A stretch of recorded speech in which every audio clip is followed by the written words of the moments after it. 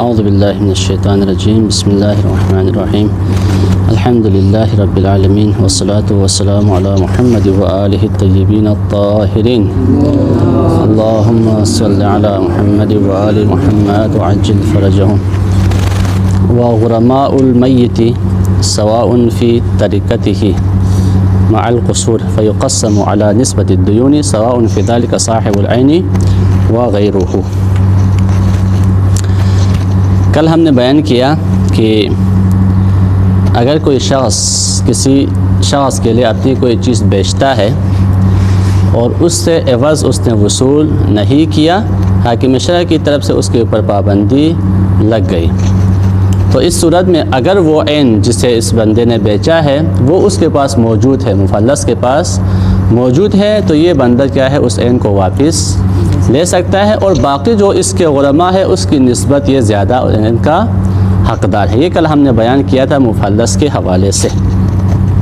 سوال یہ ہے کہ کیا یہی حکم مدیون کے حوالے سے جب وہ بندہ فوت ہو جائے، یعنی میت کے حوالے سے بھی یہ حکم ہے یا میت کے حوالے سے یہ حکم نہیں ہے؟ یعنی کہنا کیا چاہتے ہیں، مثال کے طور پر شیخ رضا نے کسی بندے کو 10 کلو چاول قرض کے طور پر دے دیا، اور اس سے پہلے کہ اس قرض کو واپس کرنے کی مدت آ جاتی وہ بندہ کیا ہو گیا، فوت ہو گیا۔ جب وہ بندہ فوت ہو گیا تو اب شیخ رضا کے لیے حق حاصل ہے کہ وہ کہے دیکھیں میرا 10 کلو چاول ابھی اس کے پاس موجود ہے، لہٰذا میں زیادہ حقدار ہوں اور میں 10 کلو چاول اس سے وصول کروں گا۔ کیا وہ حکم مفلس والا حکم میت میں بھی آئے گا یا میت میں نہیں آئے گا؟ یہ کیا ہے سوال ہے۔ جواب کیا ہے؟ جواب یہ ہے کہ دو صورتیں ہیں۔ پہلی صورت یہ ہے کہ اگر میت کا ترکہ اتنا زیادہ ہے کہ تمام غرماء کا دین ادا ہو سکتا ہے، اگر اس طرح کی صورتحال ہے پھر تو شیخ رضا کیا ہے کو یہ حق حاصل ہے کہ وہ کہے یہ میرا 10 کلو چاول مجھے دے دے، چونکہ میت کا ترکہ اتنا زیادہ ہے کہ پھر کی تمام دیون کیا ہے ادا ہو سکتا ہے، وفا ہے۔ لیکن اگر دوسری صورت یہ ہے کہ میت کا ترکہ اتنا زیادہ نہیں ہے کہ تمام دین ادا ہو جائے، تو اس صورت میں شیخ رضا کو یہ حق حاصل نہیں ہے کہ وہ کہے میرا 10 کلو چاول اس کے پاس موجود ہے میں اسی کو لے لوں گا، باقی آپ جانیں اور اس کا آپ کے ورثہ جانیں، میت کے ورثہ جانیں، یہ کیا ہے شیخ رضا نہیں کہہ سکتے۔ یہ دو صورتیں یہاں پہ موجود ہے۔ ٹھیک ہو گیا؟ آگے فرماتے ہیں کہ جہاں پہ میت کا ترکہ اتنا زیادہ ہے کہ اس تمام دین ادا ہو سکتا ہے، تو اس صورت میں شیخ رضا کو یہ حق حاصل ہے کہ وہ 10 کلو چاول اس سے کیا کر لے، وصول کرے۔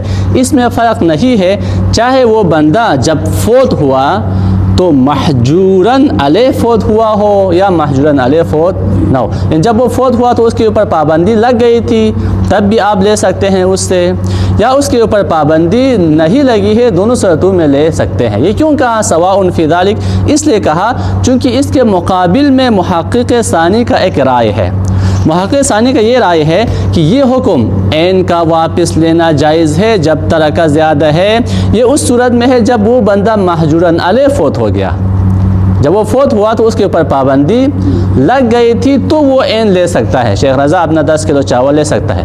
لیکن اگر جب وہ فوت ہوا تو اس کے اوپر کسی قسم کی کوئی پابندی نہیں، عام مقروض تھا، 10 کلو چاول لے لیا، اس کے بعد کیا ہے وہ فوت ہو گیا، تو اس صورت میں وہ بندہ محجور علیہ اس کے اوپر پابندی نہیں لگی تھی، تو اس صورت میں وہ مطلقاً کیا ہے آپ عین کو واپس نہیں لے سکتے۔ یعنی وببات اخری محقق ثانی کا کیا نظر ہو گیا، یہ جو عین کا واپس لینا یہ کیا ہے حجر کے ساتھ خاص ہے، اگر حجر نہیں ہے تو پھر واپس نہیں لے سکتا۔ اچھا فرماتے ہیں وغرماء المیت، میت کے جو غرماء ہے، جن لوگوں نے میت سے چیز لینی ہے، اپنا دین لینا ہے، وہ وغرماء المیت سواء فی ترکتہ، میت کے ترکہ میں سب کیا ہے برابر ہے۔ کب؟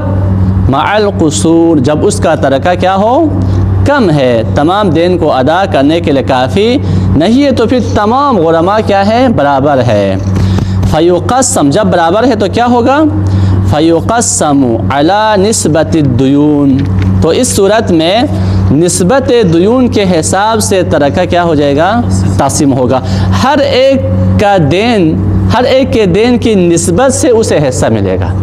اس کا طریقہ، اس کا اس کی کیفیت اور اس کی طریقہ کیا ہو جائے گا، ہر ایک کو کیسے ملے گا، اس ترکے کو تقسیم کیسے کرنا ہے جب ہر ایک کا دین ادا نہیں ہو رہا۔ اس کا طریقہ یہ ہے، سب سے پہلے دیکھیں الفاظ کو غور کریں، ہر ایک کے دین کی نسبت سے اسے حصہ ملے گا۔ کیا کہا؟ ہر ایک کے دین کی نسبت سے اسے حصہ ملے گا، یعنی ہر ایک کے دین کو آپ مجموع دین سے نسبت دے دیں۔ اس کے دو طریقے ہیں، دونوں طریقے کا نتیجہ ایک ہے۔ ایک طریقہ یہ ہے کہ ہر ایک کے دین کو مجموع دین سے نسبت دے دیں، پھر جو نسبت بنے وہ کیا ہے، ترکہ میں سے اٹھا لے۔ ایک طریقہ یہ ہے، مثال دیتے ہیں۔ مثال کے طور پر شیخ فدا کا میت کے اوپر تھا 500 روپے، شیخ سجاد کا تھا میت کے اوپر 100 روپے، اور شیخ کا نام کیا ہے، شیخ وزیر کا میت کے اوپر ہے 400۔ 500 100 600 ہو گیا، اور 600 اور 400 ٹوٹل 1000۔ بس میت کے اوپر ٹوٹل دین کتنا ہے، 1000 ہے، اور ہم فرض کرتے ہیں میت کا ترکہ 600 سے زیادہ نہیں ہے، تو اس صورت میں میت کا ترکہ وفائے دیون کے لیے کافی نہیں ہے۔ اس صورت میں ہم کیسے تقسیم کریں گے؟ ہم نے کہا ہر ایک کے دین کی نسبت مجموع دین کو دیکھیں، کتنا بنتا ہے۔ یہاں پہ ہر ایک کا دین دیکھیں، شیخ فدا کا دین کتنا تھا، 500، اس 500 کو مجموع دین کتنا ہے، 1000۔ 500 کو 1000 کی طرف نسبت دے دے، کتنا بنے گا، نصف۔ پس شیخ رضا ترکہ میں سے نصف لے گا۔ ترکہ کتنا تھا، 600، ترکہ 600 تھا، 600 کا نصف کتنا بنے گا، 300۔ شیخ فدا 600 میں سے 300 لے گا۔ شیخ سجاد کا کتنا تھا دین، 100، ٹھیک، 100، اس 100 کو 1000 کی طرف نسبت دے دیں، کتنا بنے گا، 1/10۔ 100 کو 1000 کی طرف نسبت دے دیں تو 1/10، لہذا شیخ سجاد 600 میں سے 1/10 لے گا۔ 600 کا 1/10 کتنا بنتا ہے، 60، ٹھیک۔ اچھا، شیخ وزیر کا کتنا تھا میت کے اوپر، 400، اس 400 کو آپ 600 کی طرف نسبت دے دیں، تو 400 کو 600 کی طرف نسبت دے دیں، کتنا نسبت بنے گا، 2/5، یہ بنتا ہے 2/5۔ اب شیخ وزیر جو ہے ترکہ میں سے کتنا لے گا، 2/5۔ ترکہ کتنا تھا، 600، 600 کا 2/5 کتنا بنے گا، 240۔ یہ ایک طریقہ ہے کہ ہر دین کو مجموع دین کے ساتھ نسبت دے دیں، پھر اسی نسبت کے حساب سے ترکہ میں سے لینا ہے۔ ایک طریقہ یہ ہے۔ دوسرا طریقہ یہ ہے کہ آپ ہر دین کو مجموع دین کے ساتھ نسبت نہ دے دیں، بلکہ مجموع ترکہ کو مجموع دین کے ساتھ نسبت دے دیں، مجموع ترکہ کو مجموع دین کے ساتھ نسبت دے دیں۔ پھر نسبت دینے کے بعد کیا کرنا ہے، جو نسبت بنتی ہے، جو بھی نسبت بنے، ہر صاحب دین اسی نسبت کو کیا ہے، ترکہ میں سے اٹھائے گا۔ مثال کے طور پر ہماری مثال میں ترکہ کتنا تھا، 600، مجموع دین کتنا بنا ہے، 1000، مجموع دین 1000 بنا۔ اس 600 اور 1000 کے درمیان نسبت کتنی ہے، 3/5۔ اب ریاضی میں حساب کریں گے تو یہ نسبت بنے گی، 600 کا 1000 کے درمیان نسبت کرے تو 3/5 بنتا ہے۔ پس ہر صاحب دین اپنے دین کا 3/5 لے گا ترکہ میں سے۔ کیا کہا، ہر صاحب دین اپنے دین کا 3/5 لے گا، کہاں سے، ترکہ میں سے۔ اچھا، شیخ فدا کا دین کتنا تھا، 500، شیخ فدا کیا کرے گا، 500 کا 3/5 لے گا 600 میں سے۔ 500 کا 3/5 کتنا بنتا ہے، 300، وہی ہے۔ اچھا، شیخ سجاد کا 100 تھا نا، 100 کا 3/5 کتنا بنے گا، 100 کا 3/5 بنتا ہے 60، وہی آپ حساب کریں گے تو وہی نکلے گا، 100 کا 3/5 وہی 60 ہی نکلے گا۔ شیخ وزیر کا تھا 400 کا 3/5 کتنا بنتا ہے، 240، وہی طریقہ ہے، اس میں کوئی فرق نہیں ہے۔ ایک آسان مثال دیتے ہیں دوسرے طریقے کے لیے جو بالکل واضح ہوگا۔ ہمارا ترکہ ہے 100، پورا ٹوٹل دیون کتنا ہے، فرض کر لے 300 ہے۔ ترکہ ہمارا ٹوٹل میت کا ترکہ میت کا ٹوٹل ترکہ کتنا ہے، 100 ہے، ٹوٹل دین کتنا ہے، 300۔ کیسے 300 بنا، شیخ فدا کا میت کے اوپر تھا 60، شیخ سجاد کا ہے 90، اور شیخ وزیر کا ہے 150۔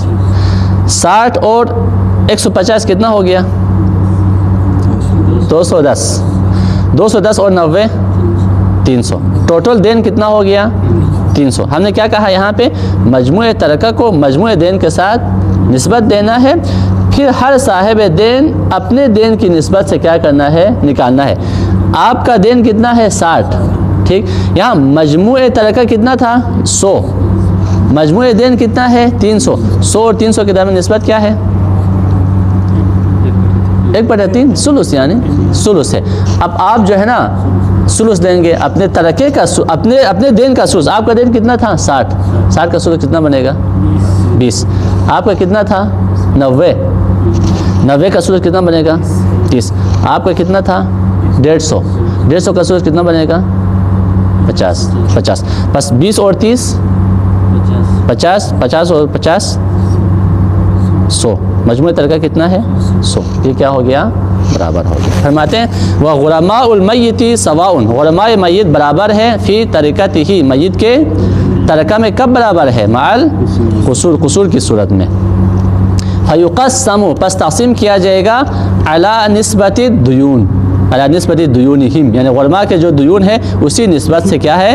تقسیم کیا جائے گا. سواء فی ذلک صاحب الدین، صاحب العین، یہاں دین لکھا. سواء فی ذلک صاحب العین وغیرہ، اس میں فرق نہیں ہے چاہے وہ صاحب عین ہو یا صاحب عین نہ ہو. صاحب عین یہ نہیں کہہ سکتا کہ میرا عین باقی ہے تو مجھے پورا عین ملنا چاہیے، باقی آپ جانے اور اس کا ترکہ جانیے، نہیں کہہ سکتا. ومع الوفا، اور وفا کی صورت میں کیا ہے؟ وفا کی صورت میں لصاحب العین اخذها، صاحب عین کے لیے اجازت موجود ہے کہ وہ اپنا عین لصاحب العین خبر مقدم، اخذها مبتدا مؤخر. لصاحب العین اخذها، صاحب عین جو ہے کیا ہے؟ اپنا عین واپس لے سکتا ہے. فل مشہور، مشہور یہ ہے کہ وہ لے سکتا ہے. سواء كانت الترکۃ بقدر الدین ام، چاہے ترکہ اور دین بالکل برابر ہے یا ترکہ زیادہ ہے. وسواء مات محجورا علیہ ام لا، چاہے وہ بندہ محجورا علیہ فوت ہوا ہو یا محجورا علیہ فوت نہ ہوا ہو، فی قبال المحقق الثانی، جو آگے آئے گا. اچھا، اب تک کیا نتیجہ نکلا؟ خلاصہ کلام کیا نکلا؟ خلاصہ کلام یہ نکلا کہ بنا بر مشہور فرق ہے. اگر مال کم ہے تو نہیں لے سکتا صاحب عین اپنا عین، اور اگر مال زیادہ ہے تو وہ لے سکتا ہے. اس کے مقابل میں ابن جنید نے فرمایا ہے کہ صاحب عین اپنا عین مطلقاً لے سکتا ہے، چاہے مال کم ہو یا مال زیادہ ہو، مطلقاً وہ لے سکتا ہے. 2 دلیل ان کی وجہ سے. ایک دلیل یہ ہے کہ یہ قیاس کرتے ہیں مفلس کے ساتھ. مفلس میں ہم نے کہا تھا نا مطلقاً لے سکتے ہیں، میت میں بھی کیا ہے؟ مطلقاً لے سکتا ہے. ایک دلیل یہ ہے. دوسری دلیل ان کی یہ ہے کہ ایک روایت ہے جو مطلق ہے، جس میں کہا ہے کہ صاحب عین اپنا عین لے سکتا ہے مطلقاً، چاہے وفا کرے یا وفا نہ کرے. شہید اس کے لیے جواب دیتے ہیں. وقال ابن الجنید، ابن جنید نے فرمایا ہے یختص بہا، یختص کا فاعل کیا ہے؟ صاحب العین. یختص صاحب العین بالعین، صاحب عین کیا ہے؟ عین کے ساتھ مختص ہے، عین اسی کے لیے ہے. وَإِن لَمْ يَكُنْ وَفَاءً، اگرچہ اس کا ترکہ کیا ہے؟ وفا نہ کرے تب بھی. کل مفلس، جس طرح مفلس میں ہم نے کہا تھا. ایک دلیل ان کی یہ ہو گئی قیاس مفلس کی طرح، اور وَإِسْتِنَادًا إِلَى رِوَایَةٍ مطلقہ، اور ایک روایت مطلقہ پر استناد کیا ہے؟ روایت مطلق ہے، کس جہت سے مطلق ہے؟ فی جواز الاختصاص، جواز اختصاص کے حوالے سے روایت کیا ہے؟ مطلب روایت نے کہا ہے کہ لے سکتا ہے. اس میں کیا ہے؟ اس طرح کی تفصیل نہیں ہے کہ اگر دین کم ہو تو یہ حکم ہے، زیادہ ہو تو یہ حکم ہے. شہید جواب دیتے ہیں والاول باطل، اول تو باطل ہے. کیوں؟ قیاس ہے، قیاس کیا ہے؟ باطل ہے. والثانی، اور دوسری دلیل کیا ہے؟ ٹھیک ہے روایت اس طرح کی موجود ہے، لیکن اس کے مقابل میں بھی روایت موجود ہے جو کیا ہے؟ تقید کرنے والی روایت ہے. تو ایک جہت سے ایک طرف سے روایت مطلقہ ہے، دوسری طرف سے روایت کیا ہے؟ مقیدہ ہے. تو کس کو ہم آپ نے مقدم کرنا ہے؟ روایت مقیدہ کو. والثانی یجب تقییدہ، اس روایت کو مقید کرنا چاہیے. کس کے ساتھ مقید کریں گے؟ بالوفا. صاحب عین لے سکتا ہے کس صورت میں؟ جب ترکہ زیادہ ہو. کیوں؟ جمعاً، روایات کو جمع کرتے ہوئے. اچھا جی، بارش ہو گئی. اچھا، یہ دوسری دفعہ ہے جب ابن جنید نے کیا ہے؟ قیاس کیا ہے. پہلے بھی ایک قیاس کیا تھا نا ابن جنید نے، ابھی دوسری دفعہ اس نے قیاس کیا ہے. ابن جنید کے حوالے سے یہ مشہور ہے کہ وہ قیاس کیا کرتے تھے. باقاعدہ اس کے اوپر کتابیں یعنی مقالہ لکھا گیا ہے قیاس ابن جنید، کہ ابن جنید کیوں قیاس کرتا تھا. ابن جنید اچھا خاصا نام ہے، علماء امامیہ میں ایک اچھا خاصا نام ہے، اس کے باوجود اور قیاس کے بطلان ہونے کے باوجود انہوں نے کیوں قیاس کیا، اور ان کے قیاس کرنے کی وجہ کیا تھی؟ لوگوں نے اس کے اوپر مقالہ لکھا ہے۔ تو آپ دیکھیں گے ابن جنید کیا ہے، زیادہ قیاس کرتے ہیں، تو آپ وہاں دیکھیں گے کہ ان کی قیاس سے کیا مراد ہے۔ بہرحال تعویل کرنے کی کوشش کی فقہاء نے۔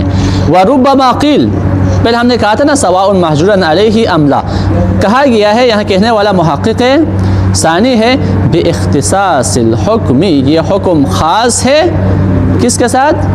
بِمَنْ مَاتَ مَحْجُورًا عَلَيْهِ، جو بندہ محجوراً علیہ فوت ہوا ہے اس کے ساتھ خاص ہے۔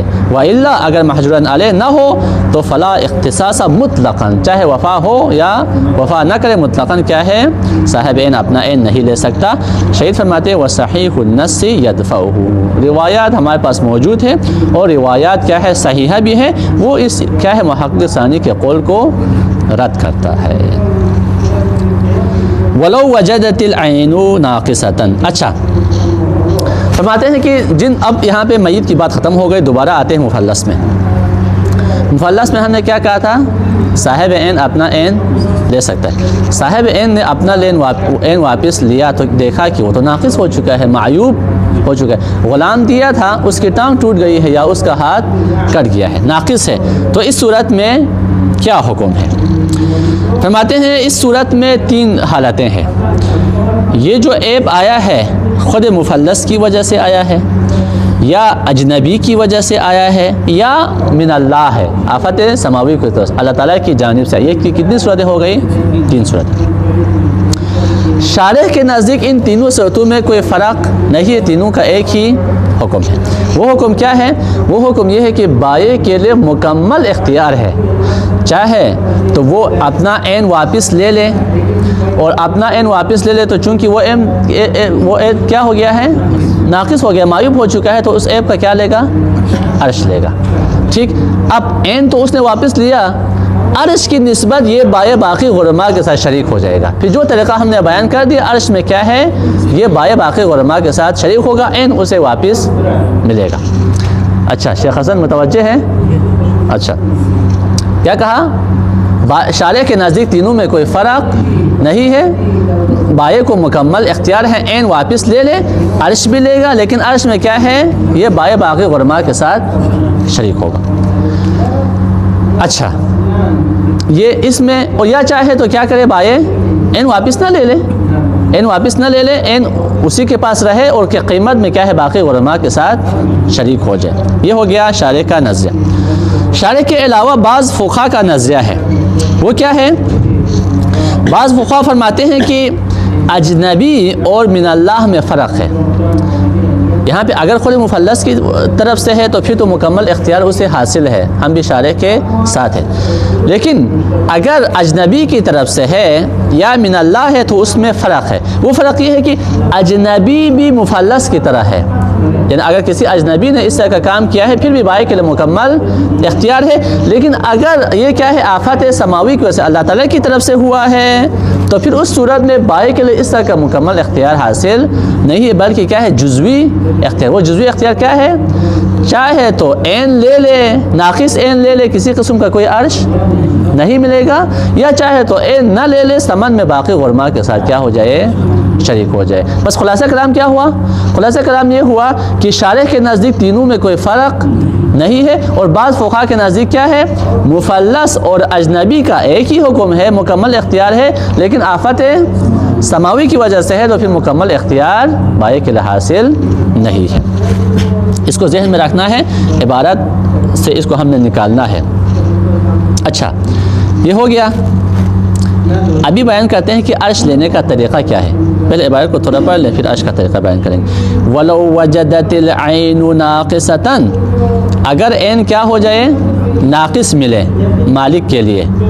یہ ناقص کہاں سے آیا ہے؟ بفعل المفلس، مفلس کے اپنے کارنامے کی وجہ سے ہے، تو اخذها ان شاء، بائیں چاہے تو کیا کر لے؟ اس عین کو لے لے، اور وضرب بالنقص، نقص کی نسبت ضرب یعنی شریک ہونا، ضرب بالنقص، نقص کی نسبت شریک ہو جائے، مع الغرماء، غرماء کے ساتھ اس نقص کی نسبت کیا ہو جائے؟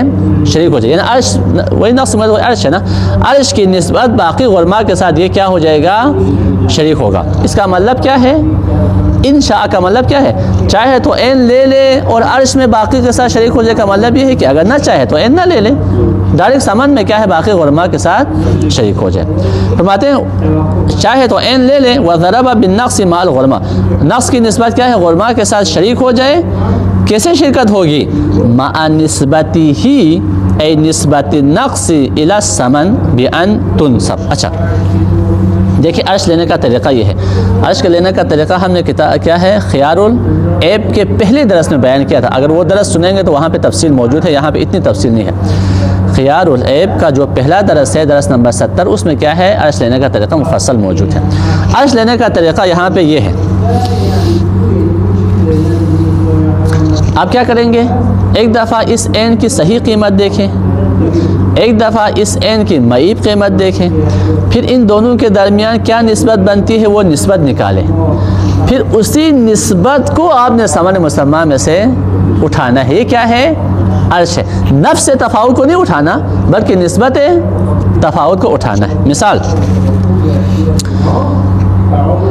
عین کی اصلی قیمت ہے 1000 اور عین کی معیب قیمت ہے 800. 1000 اور 800 تفاوت کتنا ہو گیا, 200. ثمن مسمى ہے 600, تینوں بیان کرنا ہوگا. ثمن مسمى کیا ہے, 600. عین کی صحیح قیمت کیا ہے, 1000. عین کی معیب قیمت کیا ہے, 800. اب آپ نے کیا کرنا ہے, صحیح اور معیب قیمت کے درمیان نسبت نکالنا ہے. 600 اور 800 اور 1000 کے درمیان کتنا تفاوت ہے, 200. اس 200 کو آپ 1000 کی طرف نسبت دیں گے تو کتنا بنے گا جی, خمس. یہ 200 1000 کے لیے کیا ہے, خمس ہے, یعنی 1/5 ہے. اسی خمس کو آپ 600 میں سے نکالیں گے جو ثمن مسمى, اس کو کیا کہتے ہیں, عرش کہتے ہیں. ٹھیک. اچھا نفس تفاوت کو آپ نہیں نکالیں گے, نفس تفاوت 200 ہے, خود 200 کو نہیں نکالنا بلکہ نسبت کو نکالنا. اچھا 600 کا خمس کتنا ہے, 120. 600 کا خمس بنے گا 120. یہاں پہ نفس تفاوت نکالتے تو کتنا بنتا, 200. اچھا سوال, نفس تفاوت کو نہیں نکالنا, نسبت تفاوت کو نکالنا, کیوں؟ وہاں پہ بیان کیا تھا خیار عیب میں, کیوں؟ شیخ حسن, نسبت تفاوت کو نکالیں گے, نفس تفاوت کو نہیں نکالیں گے, کیوں؟ کیونکہ اگر نفس تفاوت کو نکالے تو بعض موارد میں عوض اور معوض جمع ہو جاتا ہے. خود ڈائریکٹ تفاوت کو لے لے تو پھر ایک بندے کے پاس عوض بھی آ گیا اور ایک بندے کے پاس معوض بھی آ گیا, دونوں جمع ہو جاتے ہیں اور عوض اور معوض کا جمع ہونا درست نہیں. مثال, عوض اور معوض جمع ہونے کی مثال, آپ فرض کر لیں ثمن مسمى ہے 500. ثمن مسمى کسے کہتے ہیں شیخ وزیر, ہاں ثمن مسمى شیخ عیسیٰ, جس چیز کے لیے ثمن معین کیا گیا, یا مثلا پورا مجھے چل رہا ہے, مثلا ایک پین ہے 5 روپے مجھے چل رہا ہے, تو اس کا ثمن مسمى کیا. شیخ حسن ثمن مسمى کسے, جو چیز اس نے لیا ہے نا, جی, اس کا ریٹ, کون سا ریٹ, یعنی جو خریدنے وقت جو ریٹ, احسن, یعنی جس ثمن پر معاملہ ہوا ہے اس کو کیا بولتے ہیں, ثمن مسمى, جس کو ہم پہلے پڑھ چکے تھے. ہاں یعنی جس ریٹ پر, جس قیمت پر معاملہ ہوا ہے اس کو کیا بولتے ہیں, ثمن مسمى. اچھا فرض کر لیں ثمن مسمى ہمارا 500 ہے, یعنی 500 میں معاملہ ہو چکا تھا. اچھا ابھی ہم بے و شرح کی بات نہیں کریں نا, وہ مفلس قرض کی بات کریں. باہر جو بھی ہو اس کے اوپر بے و شرح کی وجہ سے اس کے اوپر 500 آیا ہے. اب آسانی کے لیے کہیں ثمن مسمى کتنا ہے, 500. صحیح کی قیمت کتنا ہے, 1000. معیب کی قیمت ہے 500. یہاں پہ کیا ہوا, ثمن مسمى ہے 500, صحیح کی قیمت ہے 1000 اور معیب کی قیمت ہے 500. 1000 اور 500 کے درمیان کتنا تفاوت ہے, 500 کا. اگر اب یہاں پہ اگر بائع جو ہے یا مالک جو ہے ڈائریکٹ 500 کو ہی لے لے تو کیا ہوگا, ایک طرف سے اس نے عین لیا ہے جس کی قیمت 500 ہے اور ادھر سے دوسری طرف سے 500 بھی لے لیا, تو پھر اس کے پاس کیا ہو گیا, عوض اور معوض دونوں جمع ہو گیا. ہم عین اس کے پاس آ گیا, ہم عین کی قیمت اس کے اوپر آ گئی, لہٰذا یہ جہاں پہ کیا ہو گیا, عوض اور معوض جمع ہو گیا. فرماتے ہیں मा निस्बती ही ए निस्बत नक्स, आप नक्स को निस्बत देंगे कहाँ पे, इला समन, समन की तरफ निस्बत देंगे। यहाँ पे इस इबारत पे हम आगे जाके इश्काल करेंगे, शहीद अव्वल की इबारत पे इश्काल करेंगे, लेकिन यहाँ पे फ़िलहाल ये ज़हन में रखें, नक्स मा निस्बती ही यानी ए निस्बत नक्स, नक्स को आप निस्बत दे दे किसकी तरफ, इला समन, समन की तरफ। बेअन, आप इशारे इसकी तशरीह करते हैं, क्या मुराद है, बेअन तुनसब कीमतुन नाक़िसती इला सहीहा, आप क्या करें, नाक़िस की कीमत को सही की कीमत के साथ निस्बत दे दे। नाक़िस की कीमत है 800, सही की कीमत है 1000, इस 800 को 1000 की तरफ निस्बत देंगे तो फिर क्या बनेगा, सुदुस खुमुस, अफन 200 था ना तफावत, इस तफावत को 1000 की तरफ निस्बत देंगे तो कितना बना था, 1/5, ये निस्बत है, निस्बत दे दे। और फिर क्या करना है, वयुद्रबु मिनस समन, समन से मुराद यहाँ पे समन मुसम्मा है, समन मुसम्मा हमारा था 600, समन मुसम्मा में से उठाएंगे या मालिक समन मुसम्मा की निस्बत उस समन मुसम्मा में शरीक हो जाएगा, उसी निस्बत में शरीक हो जाएगा, कौन सा समन, अल्लज़ी बाअहू बिही, ये जुमला मुअतरज़ा है, अल्लज़ी बाअहू बिही, कौन सा समन, अल्लज़ी वो, बाअहू, बा का फ़ाइल क्या है, मालिक, और हु से मुराद मबी है, बाअहू, मालिक ने बेचा था हु उस मबी को, बिही उस समन के बदले में, मालिक ने मबी को जिस समन के बदले में बेचा था उसको हम समन मुसम्मा कहेंगे। ये समन मुसम्मा की तारीफ़ है, अल्लज़ी बाअहू बिही, इसको बंद कर दे, ब्रैकेट में बंद कर दे। वयुज़रबु मिनस समन, समन मुसम्मा में से हमने निकालना है, क्या निकालना है, बितिलका निस्बा, उसी निस्बत से निकालना है। निस्बत क्या बनी थी हम यहाँ पे, 1/5, उसी 1/5 को आपने समन में मुसम्मा में से निकालना, इसको क्या बोलते हैं, अर्श बोलते हैं। कमा हुआ मुक्तज़ा क़ाइदतुल अर्श, यही क्या है, क़ाइदे अर्श का तकाज़ा है। वली अल्लाह यजमा, ये वली अल्लाह क्या है, निस्बत को लेने की इल्लत है। निस्बत क्यों ले रहे हैं आप, डायरेक्ट तफाउल ले रहे, फरमाते वली अल्लाह यजमा बैन अल एवज़ वल मुअव्वज़ फ़ी बाज़िल फुरूज़, ताकि बाज़ मवारिद में क्या है, एवज़ और मुअव्वज़ जमा न हो जाए। अब इश्काल आ गया शहीद अव्वल की उस इबारत के ऊपर, वफ़ी इस्तिफ़ादति ज़ालिक मिन निस्बत नक़्स इला समन ख़फ़ाउन, फरमाते हैं कि हमने जो तरीक़ा बयान किया ना अर्श लेने का, वो क्या बयान कर दिया, सही और मईब की कीमत देखें, फिर उसकी निस्बत देखकर उस निस्बत को समन मुसम्मा में से निकाले का, लेकिन ये शहीद अव्वल की इबारत से ज़ाहिर नहीं हो रहा। शहीद की इबारत से क्या ज़ाहिर हो रहा है, शहीद अव्वल की इबारत से ये ज़ाहिर हो रहा है कि आप सबसे पहले उस नक़्स मईब की, सही की नहीं, नक़्स की कीमत देखें, फिर उस नक़्स की कीमत को डायरेक्ट समन मुसम्मा की तरफ निस्बत दे दें, डायरेक्ट समन मुसम्मा की तरफ निस्बत दे। कैसे, देखिए इबारत देखिए, मा निस्बती ही ए निस्बती नक़्स, नक़्स की निस्बत देंगे किसकी तरफ, इला समन, डायरेक्ट समन मुसम्मा की तरफ आप निस्बत देंगे। शहीद अव्वल की इबारत से ये ज़ाहिर हो रहा है, जबकि ऐसा नहीं है। फरमाते वफ़ी इस्तिफ़ादत ज़ालिक, ये जो तरीक़ा हमने बयान किया इसका इस्तिफ़ादा होना मिन निस्बत नक़्स इला समन, इस इबारत से कि आप समन, आप क्या करें, नक़्स को निस्बत दे दे किसकी तरफ, वो दे समन की तरफ, ये क्या है, वफ़ी इस्तिफ़ादत ज़ालिका ख़फ़ाउन, ये इस्तिफ़ादा होना क्या है, मख्फ़ी है, यानी इस इबारत से ये इस्तिफ़ादा नहीं हो रहा, जबकि शहीद अव्वल भी यही कहना चाहते, क्योंकि वहाँ पे ख़ियार ऐब में उन्होंने यही तरीक़ा बयान किया था, लेकिन इस इबारत से ये ज़ाहिर नहीं हो रहा। हमारी मिसाल में अगर हम इस इबारत के मुताबिक आप मईब की कीमत को डायरेक्ट समन की तरफ दे दे तो कितना बनेगा, मईब की कीमत क्या है, 800, मईब की कीमत है 800, समन मुसम्मा कितना है 600, तो 800 को 600 की तरफ निस्बत दे दे तो कितना बनेगा,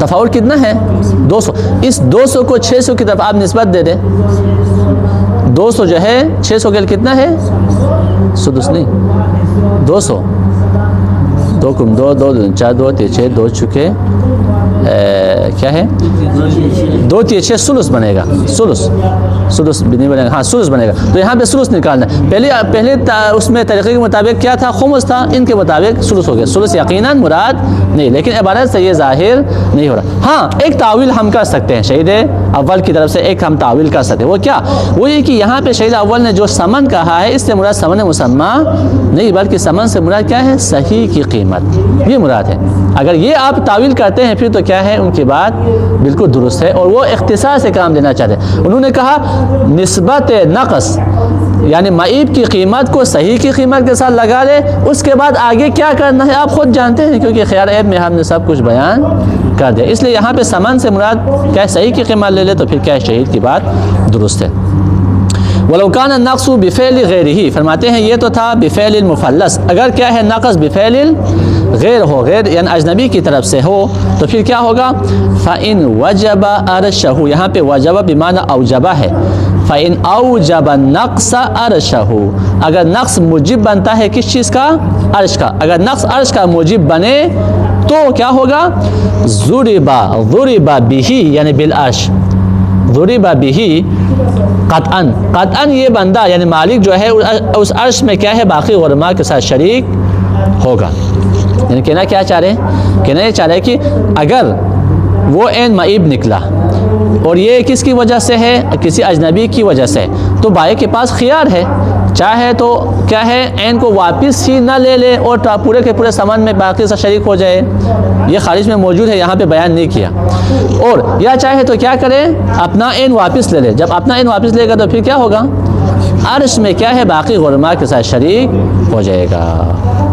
فرماتے ہیں وَلَوْ كَانَ النَّقْصُ بِفِعْلِ غَيْرِهِ فَإِنْ وَجَبَ عَرْشَهُ، اگر نقص موجب عرش بنے تو ضُرِبَ بِهِ قطعاً، بِهِ یعنی بالعرش، عرش کی نسبت کیا ہے قطعاً وہ کیا ہے باقی غرماء کے ساتھ شریک ہوگا۔ یہ کیوں کہا فَإِنْ وَجَبَ عَرْشَهُ، کیونکہ بعض موارد میں ایسا ہوتا ہے کہ نقص تو ہے لیکن وہ موجب عرش نہیں ہے، نقص تو آیا ہے لیکن عرش کا موجب نہیں بنتا، جیسے ہاں سنگ ٹوٹ گیا تو اس میں کسی قسم کا کوئی کیا ہے کمی، قیمت میں کسی قسم کی کوئی کمی نہیں، وہاں پہ ہم نے کیا مثال دی تھی خیال عیب میں، ہم نے کہا تھا کہ ایک غلام تھا اجنبی نے خریدا، مشتری نے خریدا، کسی اجنبی نے اس کو کیا کر دیا، خسی کر دیا، خسی، تو غلام کو خسی کرنے سے اس کی قیمت زیادہ ہو جاتا ہے، عیب تو ہے لیکن الٹے اس کی قیمت زیادہ ہو جاتا ہے، کم نہیں ہوتا، اس لیے کہتے ہیں کہ اگر یہ جو نقص ہے وہ موجب عرش بنے تو ہے، ورنہ موجب عرش نہ بنے تو پھر کیا ہے بات آسان ہے۔ وَلَوْ كَانَ مِنْ قِبَلِ اللَّهِ، اگر یہ نقص کس کی طرف سے ہے، اللہ تعالیٰ کی طرف سے ہے تو فَالْأَقْوَى أَنَّهُ كَذَلِكَ، دیکھیں شارح کے نزدیک اقوا کیا ہے، اس کا بھی یہی حکم ہے، سواء كان الفائت مما يتقسط عليه الثمن بالنسبة ام لا، اب اس میں فرق نہیں پڑتا، جو فائت ہے، جو ایپ اس میں آیا ہے وہ ایپ ایسا ہے کہ ثمن اس کے اوپر تقسیم ہوتا ہے بالنسبہ، یا کیا ہے ثمن اس کے اوپر تقسیم نہیں ہوتا۔ کیا مطلب ثمن تقسیم ہوتا ہے نہیں ہوتا، مطلب یہ کہ ایک دفعہ ایسا ہوتا ہے کہ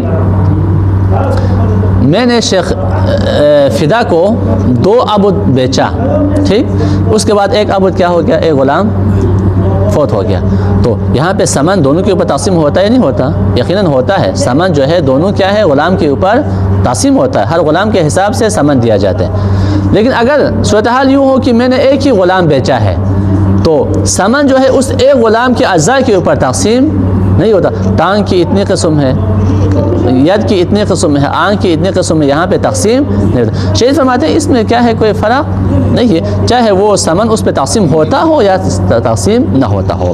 فرماتے ہیں سواء فرق نہیں، کان الفائت جو چیز فوت ہو گئی ہے، جو نقص آیا ہے، مما یتقسط علیہ الثمن بالنسبہ اس کے اوپر ثمن تقسیم ہوتا ہو، جیسے کیا ہے کہ عبد من عبدین ام لا، یا ایسا نہ ہوتا ہو کہ ید العبد، جیسے غلام کا ہاتھ ٹوٹ گیا ہے تو اس کے اوپر ثمن تقسیم نہیں ہوتا، کوئی فرق نہیں ہے۔ لأن مقتضى عقد المعاوضہ، یہ علت ہے کس چیز کی، یہ کس چیز کی علت ہے، ہم نے خارج سے بیان کیا، اس مطلب کو ذہن میں رکھنا ہے، عبارت سمجھنے میں یہ کافی مدخل ہے۔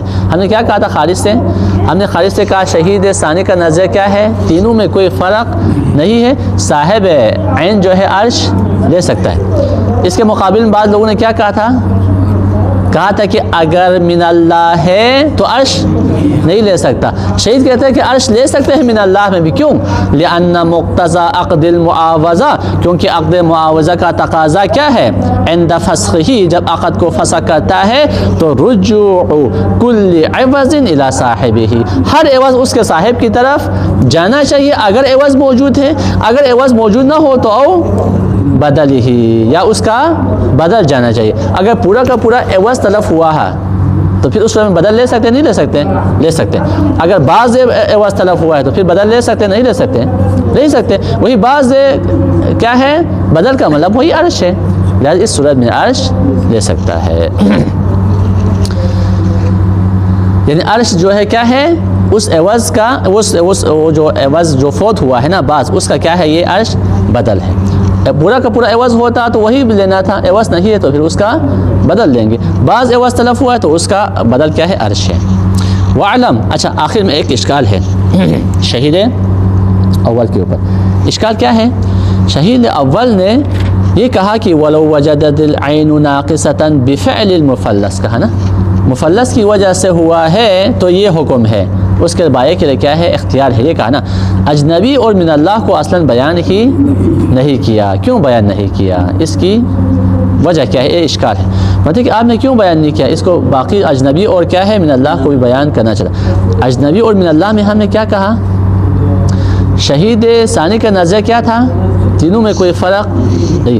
جب تینوں میں کوئی فرق نہیں ہے تو پھر تینوں کو بیان کرنا چاہیے تھا۔ یہ کہتے کہ چاہے بفعل المفلس ہو، چاہے بفعل الاجنبی ہو یا بفعل اللہ ہو، تینوں صورتوں میں یہ حکم ہے، یہ بیان کرنا چاہیے تھا۔ صرف مفلس کو کیوں بیان کیا؟ اگر ہم شہید ثانی کے نظریے کو نہ مان لیں بلکہ بعض فقہا کے نظریے کو مان لیں، انہوں نے کیا کہا تھا؟ انہوں نے کہا تھا کہ اگر بفعل الاجنبی ہے یا بفعل اللہ ہے تو دونوں میں فرق ہے۔ فرق کیا ہے؟ اجنبی والا مفلس کے ساتھ کیا ہے شریک ہے، لیکن من اللہ ہو تو کیا ہے؟ اس کا اور حکم ہے۔ تو اس صورت میں آپ نے صرف مفلس کو کیوں بیان کیا؟ یہ مفلس یا اجنبی کے ساتھ ہے یا بفعل اللہ کے ساتھ ہے۔ فرماتے ہیں وَعْلَمْ أَنَّ تَخْصِيصَ النَّقْص، نقص کو خاص کرنا بفعل المفلس لا يظہر له نقطہ، اس کے کوئی خاص نقطہ کیا ہے؟ موجود نہیں ہے۔ کیوں؟ لِأَنَّهُ، کیونکہ یہ جو نقص جو بفعل المفلس آیا ہے وہ اما مساو لما يحدث من اللہ، یا یہ اس کا حکم کیا ہے؟ کون سا حکم ہے؟ جہاں پہ یہ نقص کس کی طرف سے ہے؟ اللہ تعالیٰ کی طرف سے آیا ہے، وہاں پہ ہم نے کیا کہا تھا؟ بعض فقہا کے نزدیک عرش نہیں لے سکتے۔ اول اجنبی، یا کیا ہے؟ یہ مساوی ہے جہاں پہ یہ نقص کس کی طرف سے آیا ہے؟ اجنبی کی طرف سے۔ یہ کس صورت میں ہے؟ اللہ تقدیر الفرق۔ اگر ہم بعض فقہا کے نظریے کو مانیں، انہوں نے کہا تھا کہ اجنبی کا اور حکم ہے، من اللہ کا اور حکم ہے، تو پھر مفلس کا حکم کیا ہے؟ ان دونوں سے خالی نہیں ہے نا، یا اجنبی کے والا حکم ہے یا من اللہ والا حکم ہے، تو پھر صرف مفلس کو کیوں ذکر کیا؟ اس کو بھی ذکر کرنا چاہیے تھا۔